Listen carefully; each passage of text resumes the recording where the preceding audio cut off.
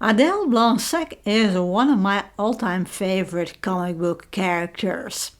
Hi, I'm Annie, and it is Thursday, so it is Eurocomic Thursday. Every Thursday I talk about European comic or graphic novel, but it is also Filmtastic February, and this is a fun reading event that I am hosting, and that is all about reading film fiction and film non-fiction.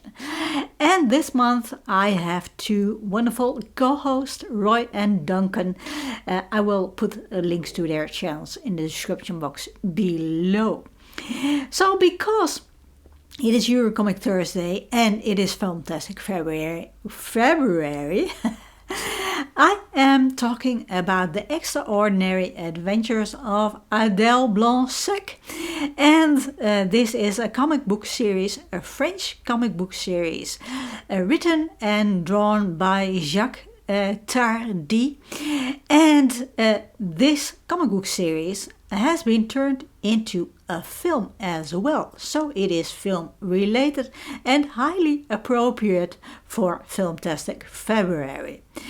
So the extraordinary adventures of Adele Blanc-Sec is about this writer who gets herself in all kinds of troubles. She has this dry sense of humor, hence her name Blanc-Sec, and I am talking about the comics. So the first three English translated comics were first published in France in 5 volumes, but they contain one story. Well, it's a bit complicated, but bear with me. They contain one story, but you can read them separately. Well, the British one, the English translations, you can read separately, but the Adele Blanc-Sec has 3 adventures. I can't simplify it more for you. Well, the 2 as the 5th or the 3rd one in English are more about the villains in the Adele Blanc-Sec series. They are more about Adele Blanc-Sec's enemies than Adele Blanc-Sec herself. To make things complicated, writer and illustrator Jacques Tardi published a separate comic, which is not an Adele Blanc-Sec comic. That is a World War I comic. And after the first 2 Adele Blanc-Sec stories, Adieu Brindavoine, Soif de la fleur fusil, was published. So this is this World War I comic without Adele Blanc-Sec. And this is about Brindavoine, who is an anarchistic sort of fellow, and he finds himself going on this road trip with this British chap, and he doesn't really like to go on this road trip, but is getting shot at. So he has to. But this is quite a highly entertaining story. So it's a bit of a steampunk story. So if you like steampunk, I can highly recommend it. Although I don't think it is translated into English. So why am I telling you all this? Because this was published after the 2 first Adele Blanc-Sec stories. The 3rd Adele Blanc-Sec comic and that is The Secret of the Salamander, doesn't really feature Adele Blanc-Sec. It is, like I said, more about Adele Blanc-Sec's enemies. And the main character of this story is Brindavoine.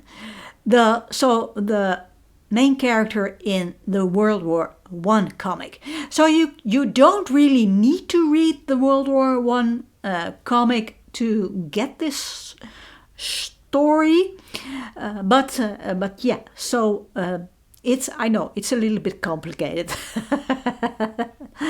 and Brindavoine in this third Adele Blanc-Sec comic has to battle these enemies of Adele Blanc-Sec. But back to the first Adele Blanc-Sec story, and that is Prayer over Paris combined with the Eiffel Tower Demon.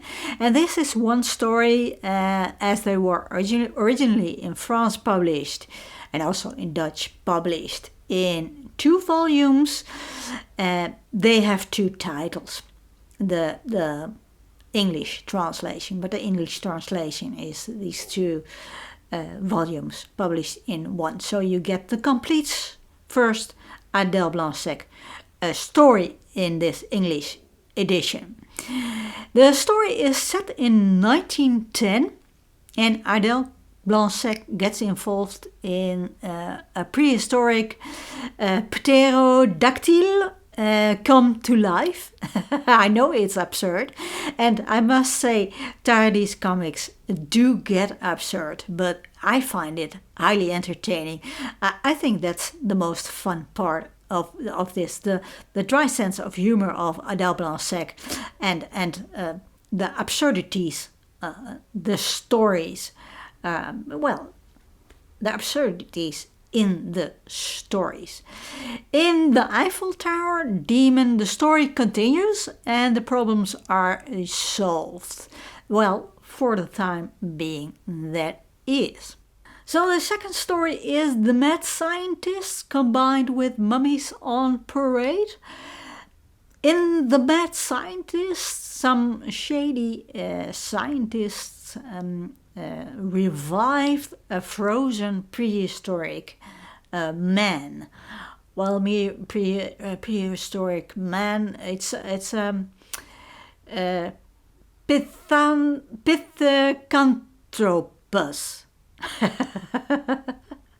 Yeah, I'm having trouble pronouncing these scientific names. Well, if you know more about prehistoric history, you can imagine what kind of creature this is. This is a predecessor of humankind, of the modern man, you can say. And these scientists have revived this prehistoric creature, and they want to use him to get world domination. Yeah, these are super villains. And Adele Blanc-Sec, well, she has to prevent, she gets mixed up in it, and she has to prevent these scientist villains. And what fun this comic is, because it sets the way we think about prehistoric creatures in a whole new daylight. We need to, when this prehistoric man comes to life, we really need to rethink how we think about these creatures, because they weren't all that dumb as we think they were. So this is where some absurd humor gets in the story, which I find highly entertaining. I know it's a little bit vague, but I don't want to spoil the plot for you, and as Tardi tends to write complicated storylines, it's difficult to explain the story without spoiling the plot. So I won't go into detail, but if you like absurdities, I can highly recommend the Adele Blanc-Sec series. So what about there is, now come to think of it, there is one aspect of these comics I do not like. The stories get too complicated. I do not have especially a problem with that, but I'm not really a fan of the way Tardi incorporates other characters from his other comics, which have absolutely no business in being in the Adèle Blanc-Sec stories, except being funny. I think Tardi is absolutely a master at promoting his other comics in his comics. I can see he does this in a humoristic way, and you really don't need to read these comics to which he refers to. It's not really important for the story.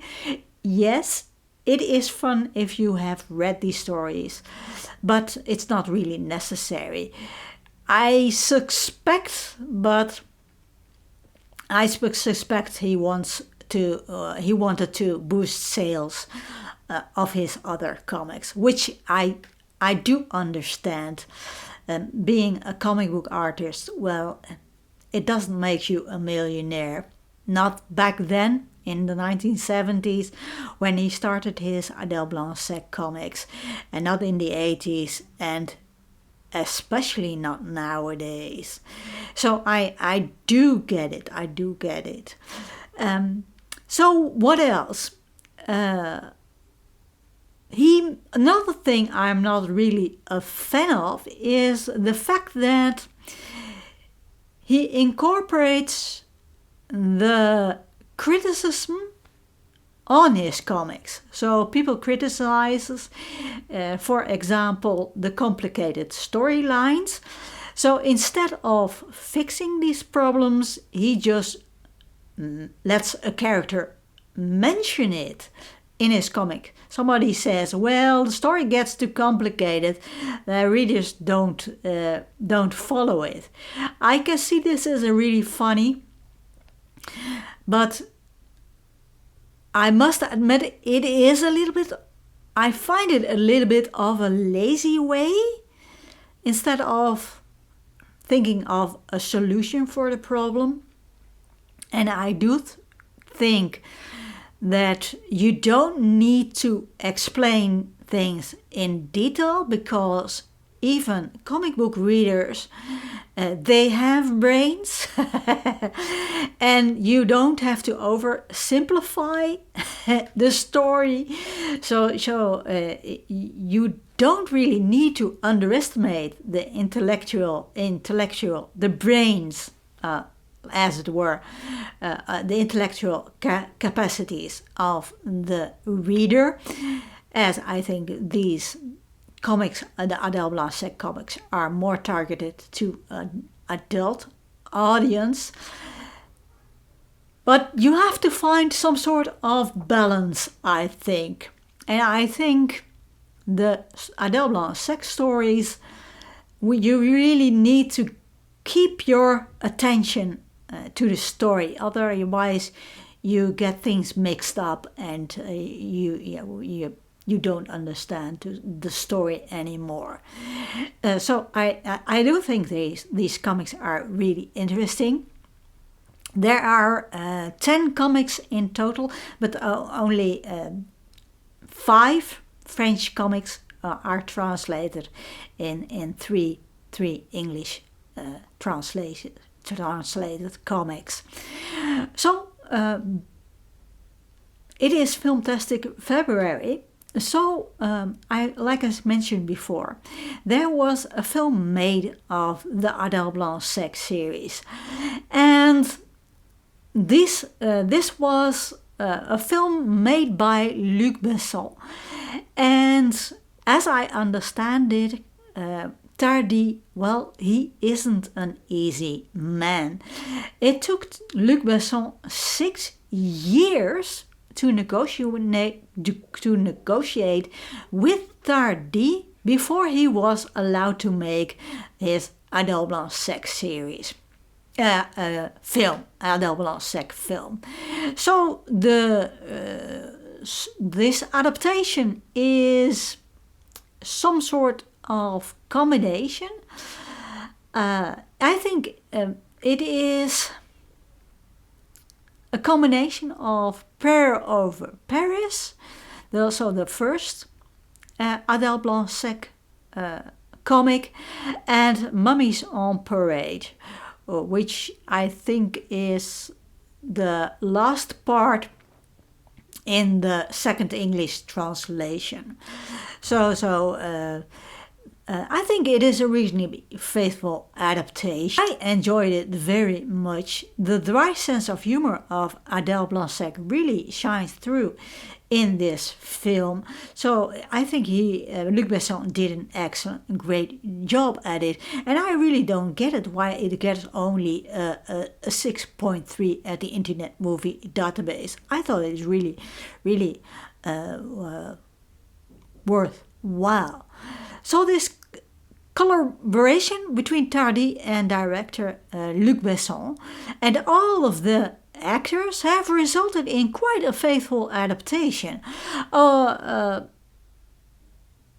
Blanc-Sec does have a different motive to undergo her journey, as it were, in the film as in the comics. But the character of Adèle Blanc-Sec, I think, is really a faithful adaptation. And all of the other characters, they really, really look like the characters Tardi created in his comics. These characters, mainly the side characters, they are the same caricatures Tardi drew in his comics. So the film also has this really comic book feel to it. This, graphic novel comic book feel to it. And I really, really enjoyed it. Well, I can't stop praising this film. Anyway, like I said, the humor of Adèle Blanc-Sec really shines through in this film. But actress Louise Bourgoin is better at explaining this than I am. Et puis le personnage d'Adèle, il est drôle parce qu'il est misanthrope. Elle n'aime pas les hommes, elle n'aime pas les gens qui l'entourent. Et dès qu'elle a quelque chose dans la tête, il faut qu'elle le règle tout de suite. Elle est déterminée et assez têtue, ce qui la rend très sympathique. C'est une femme très moderne pour son époque qui, effectivement, peut dire dans la bande dessinée, par exemple, je vous emmerde allègrement. Elle emploie un vocabulaire très familier, mais ce qui fait que finalement elle ose dire ce que le spectateur n'oserait pas dire. Donc on a de l'empathie pour elle, quoi. But Luc Besson made some minor alterations to the character of Adèle Blanc-Sec, but these are just minor. L'Adèle Blanc-Sec de Luc Besson, c'est l'Adèle Blanc-Sec de Tardi, en ce sens qu'elle est misanthrope, déterminée, têtue et quelquefois antipathique. Mais il lui a ajouté un but sentimental qui n'est absolument pas dans la BD de Tardi, donc qui fait qu'il y aura des passages émouvants dans le film, en fait. Ce qu'il n'y a pas dans la bande dessinée de Jacques Tardi. Like I said, all in all, I think Luc Besson did an excellent job at this adaptation. Yes, the story is absurd, but it's just in Tardi's style of writing. So only once in the film, I think Luc Besson went a little bit too far with his silliness, and that involves Adèle and the pterodactyl. But I know it's some sort of in the comic, but I found it stretching a bit, I must admit. But all in all, I like the film. I gave it a 10 at the Internet Movie Database. I can highly recommend the Extraordinary Adventures of Adele Blanc-Sec comics, and I can highly recommend Luc Besson's adaptation of these comics.